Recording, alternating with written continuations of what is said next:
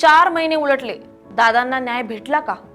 पहाटे 5 वाजता उठून जनतेच्या दारात उभा राहणारा, प्रशासनाला एक फोनवर धास्ती भरायला लावणारा आणि कार्यकर्त्यांसाठी सुखादुःखात खंबीरपणे उभा राहणारा महाराष्ट्राचा बुलंद आवाज म्हणजेच अजितदादा पवार.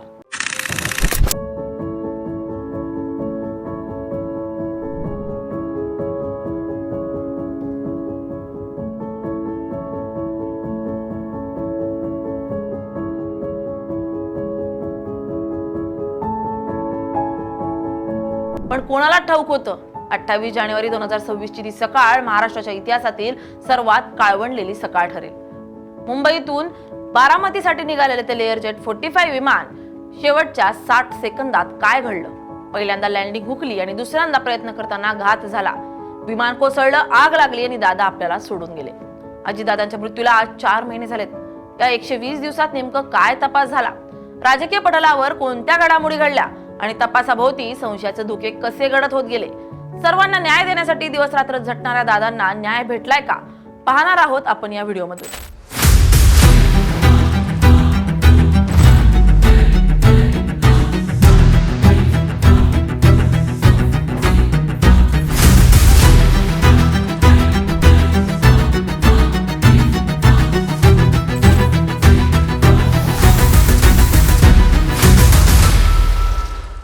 नमस्कार, मी स्नेहल चौधरी. आपण पाहतात LS मराठी. 28 जानेवारी 2026 दादांचा शेवटचा प्रवास. सकाळचे ठीक 8:10 झाले होते. मुंबईच्या छत्रपती शिवाजी महाराज आंतरराष्ट्रीय विमानतळावरून VSR एव्हिएशनच्या लेअर जेट 45 या चार्टर विमानानं बारामतीसाठी उड्डाण घेतलं. विमानामध्ये महाराष्ट्राचे उपमुख्यमंत्री अजितदादा पवार, त्यांचे बॉडीगार्ड विदीप जाधव, विमान कर्मचारी पिंकी माळी, मुख्य पायलट कॅप्टन सुमित कपूर आणि को पायलट कॅप्टन शांभवी पाठक असे एकूण 5 जण होते. सकाळी 8:18 विमानाने बारामती एअर ट्रॅफिक कंट्रोलशी शेवटचा संवाद साधला. हवामान आणि व्हिजिबिलिटी 3000 मीटरच्या आसपास असल्याचं ATCने कळवलं होतं. सकाळी 8:40 विमान बारामती विमानतळाच्या धावपट्टीजवळ आलं. मात्र वैमानिकांना धावपट्टी स्पष्ट दिसत नसल्यानं त्यांनी विमान पुन्हा हवेत घेतलं. सकाळी 8:44 दुसऱ्यांदा लँडिंगचा प्रयत्न करत असताना धावपट्टीच्या अगदी जवळ विमानाचे नियंत्रण सुटलं. विमान एका बाजूला झुकलं आणि जमिनीवर आदळलं. आदळताच विमानाचे 3 तुकडे झाले आणि इंधनाच्या टाकीचा भीषण स्फोट होऊन विमानानं पेट घेतला. दादांसह 5 जणांचा जागीच दुर्दैवी अंत झाला. नेहमी पहाटे 5 वाजता उठून जनतेच्या सेवेसाठी धावणारे, प्रशासनावर वचक ठेवणारे आणि कार्यकर्त्यांचे दादा म्हणून हक्कानं पाठीवर हात ठेवणारे अजित पवार एका क्षणात अनंतात विलीन झाले. घटनास्थळी विखुरलेले कागदपत्र आणि त्यांच्या हातातील घड्याळ पाहून पोलिसांनी त्यांची प्राथमिक ओळख पटकवली. तेव्हा उपस्थितांच्या काळजाचा ठोकाच चुकला. बारामतीसह संपूर्ण महाराष्ट्र सुन्न झाला. 29 जानेवारी 2026 अंत्यविधी दादांचं पार्थिव बारामती येथील विद्या प्रतिष्ठानाच्या मैदानावर अंतिम दर्शनासाठी ठेवण्यात आलं होतं. अवघ्या महाराष्ट्रातून लाखो कार्यकर्त्यांचा जनसागर बारामतीमध्ये लोटला होता. देशाचे पंतप्रधान नरेंद्र मोदी, केंद्रीय गृहमंत्री अमित शहा, महाराष्ट्राचे मुख्यमंत्री देवेंद्र फडणवीस आणि उपमुख्यमंत्री एकनाथ शिंदे यांनी बारामतीत येऊन दादांना श्रद्धांजली वाहिली. शासकीय इतमामात त्यांच्यावर अंत्यसंस्कार करण्यात आले. संपूर्ण बारामती शहर आणि महाराष्ट्रात 3 दिवसांचा शासकीय दुखवटा जाहीर करण्यात आला होता. याच दिवशी केंद्र सरकारच्या एअर ॲक्सिडेंट इन्व्हेस्टिगेशन ब्युरोच्या विशेष पथकानं बारामतीत येऊन तपासाची सूत्र हाती घेतली. 31 जानेवारी 2026 सुनेत्रा वहिनीवर मोठी जबाबदारी. अजितदादांच्या निधनानंतर अवघ्या 3ऱ्या दिवशीच राजकीय पोकळी भरून काढण्यासाठी आणि महायुती सरकार टिकवण्यासाठी एक मोठा निर्णय घेण्यात आला. दादांच्या पत्नी सुनेत्रा पवार यांची महाराष्ट्राच्या उपमुख्यमंत्रीपदी नियुक्ती करण्यात आली. दुःखाचा डोंगर कोसळलेला असतानाही सुनेत्रा वहिनींनी उपमुख्यमंत्री पदाची शपथ घेतली. 8 फेब्रुवारी 2026 घातपाताचा संशय. अपघाताला 10 दिवस उलटल्यानंतर सोशल मीडिया आणि राजकीय वर्तुळात संशयाचे धुकं गडद होऊ लागलं. दादांचं विमान अपघात केवळ अपघात होता की घातपात अशी चर्चा सुरू झाली. विमान 16 वर्ष जुने होते, परंतु त्याचे मेंटेनन्स योग्य होते का यावर प्रश्नचिन्ह उपस्थित केले गेले. अपघातानंतर नागरी विमान वाहतूक महासंचालनालयाने VSR व्हेंचर्सच्या तांत्रिक सुरक्षिततेचे ऑडिट केले. त्यात अनेक गंभीर त्रुटी आढळल्यानं या कंपनीची 4 विमानांना उड्डाणास बंदी घालण्यात आली. हे विमान 16 वर्ष जुने होतं आणि युरोपात अशा विमानांवर बंदी असताना भारतात त्यांना परवानगी कशी मिळाली असा प्रश्न रोहित पवार यांनी उपस्थित केला. आमदार रोहित पवार आणि संजय राऊत यांच्यासह अनेक विरोधी नेत्यांनी हा केवळ अपघात नसून घातपात असण्याची शक्यता वर्तवली.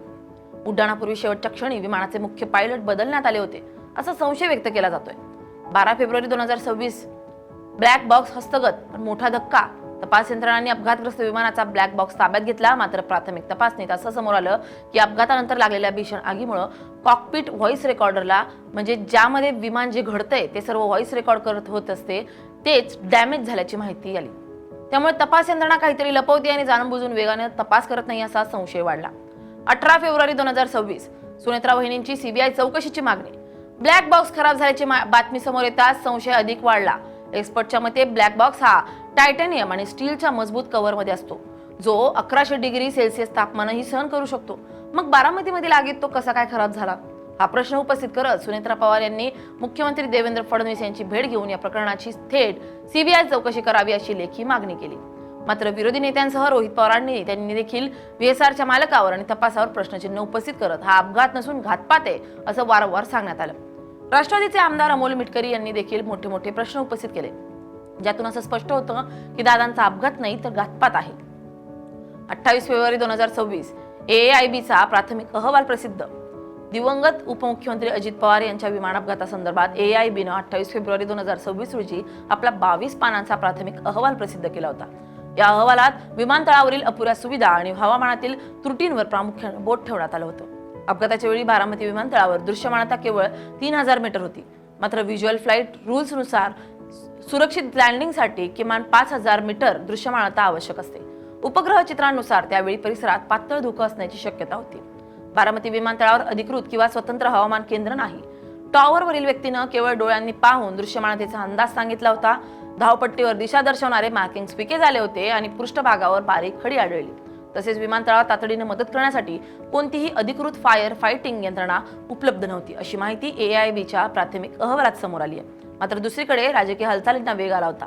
अजित पवार यांच्या निधनामुळे निर्माण झालेली नेतृत्वाची पोकळी भरून काढण्यासाठी याच दिवशी सुनेत्रा पवार यांची राष्ट्रवादी काँग्रेसच्या राष्ट्रीय अध्यक्षपदी अधिकृतपणे निवड करण्यात आली.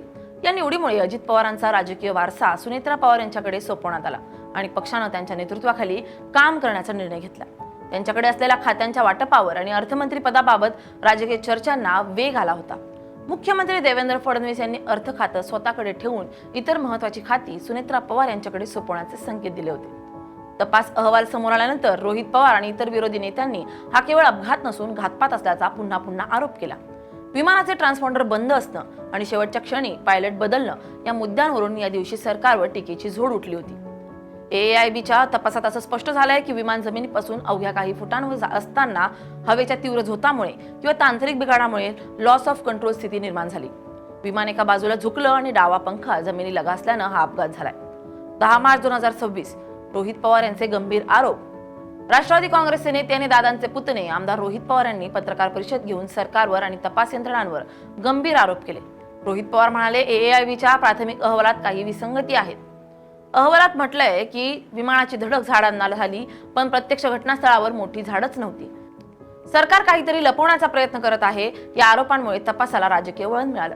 13 मार्च 2026 मुंबई उच्च न्यायालयात जनहित याचिका. दादांच्या अपघाताची निष्पक्ष चौकशी व्हावी आणि त्यामागे कोणताही राजकीय कट किंवा घातपात नाही ना, हे स्पष्ट करण्यासाठी मुंबई उच्च न्यायालयात एक जनहित याचिका दाखल करण्यात आली. न्यायालयाने या याचिकेची दखल घेत केंद्र आणि राज्य सरकारला तपासाची स्थिती सादर करण्याचे निर्देश दिले. याच दरम्यान राजकीय हालचालींनाही वेग आला आणि पक्षात बरेचसे बदल झाल्याचं पाहायला मिळालं. सुनेत्रा पवार यांची राष्ट्रवादी काँग्रेसच्या राष्ट्रीय अध्यक्षपदी अधिकृत निवड झाली. पक्षात पार्थ पवार यांचा प्रभाव वाढला असून त्यांना आईनंतरचं दुसरं शक्तीपीठ मानलं जाते. मार्च 2026 मध्ये त्यांना राज्यसभेवर पाठवण्याचा महत्त्वपूर्ण निर्णय घेण्यात आला. तसेच धाकटे चिरंजीव जय पवार यांची पक्षाच्या सर्वोच्च समितीवर नियुक्ती करण्यात आली. बारामती पोटनिवडणुकीत सुनेत्रा पवार यांनी अजितदादांच्या पेक्षाही जास्त मतं मिळवून विजयी झाल्यात. मात्र राष्ट्रवादी पक्षात सध्या अंतर्गत धुसफूस खूपच वाढली आहे. दादांच्या अपघाताच्या तपासाला गती मिळत नसल्याचा आरोप करत आमदार रोहित पवार यांनी थेट गृह खातं आणि सीआयडीवर काल निशाणा साधलाय. हिवाळी अधिवेशनात सरकारनं दिलेल्या सीबीआय चौकशीच्या आश्वासनाचं काय झालं, असा सवाल करत त्यांनी पुराव्यांसह सीआयडी कार्यालयात जाब विचारण्याचा इशारा दिलाय. आज घटनेला 120 दिवस पूर्ण झाले असून तांत्रिक तपास अंतिम टप्प्यात आहे असं सांगितलं जातंय. मात्र राजकीय वर्तुळातून या प्रकरणाची सीबीआय किंवा उच्चस्तरीय न्यायालयीन चौकशी व्हावी ही मागणी सातत्यानं लावून धरली जाते. तब्बल 120 दिवस उलटले, पण अजितदादांच्या मृत्यूचं गूढ अजूनही कायम आहे. नेमकं काय घडलं त्या दिवशी? बारामतीच्या आकाशात ते विमान कोसळलं की पाडलं गेलं? तांत्रिक बिघाड होता की कट रचला होता? याचं उत्तर द्यायला सरकारला वेळ आहे का नाही? हद्द तर तेव्हा होते जेव्हा सत्तेच्या खुर्चीवर त्यांच्या पत्नी बसल्या आहेत. सत्तेचं सुख उपभोगताना रक्ताच्या नात्याची आठवण उरली नाही का? ज्या माणसानं आयुष्यभर कुटुंबाला आणि पक्षाला ताकद दिली, त्यांच्याच मृत्यूचा तपास करण्यासाठी कुणाचं अप्रुव्हल हवंय तुम्हाला? रोहित पवार रस्त्यावर उतरून ओरडतोय, जनतेच्या मनातल्या शंका मांडतोय, पण बाकीचं पवार कुटुंब गप्प काय? असा कार्यकर्ता सवाल विचारतोय.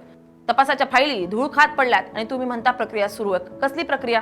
या 4 महिन्यात महाराष्ट्रातल्या राजकारणात खूप काही बदललं. दादांच्या जाण्यानं खचलेल्या सुनेत्रा वहिनींनी राज्याची धुरा हाती घेतली. त्या उपमुख्यमंत्री झाल्या, पण कार्यकर्त्यांच्या मनातला एकच प्रश्न कायम आहे. दादांचा अपघात नक्की कसा झाला? राजकारण येत राहील, जात राहील. तपास पूर्ण होईल, न होईल, अहवालही येतील, पण मंत्रालयातील त्या रिकाम्या खुर्चीकडे पाहून आणि बारामतीच्या मातीकडे बघून प्रत्येक कार्यकर्ता आजही मनोमन रडतोय आणि एकच म्हणतोय, दादा आय लव्ह यू, दादा परत या ना.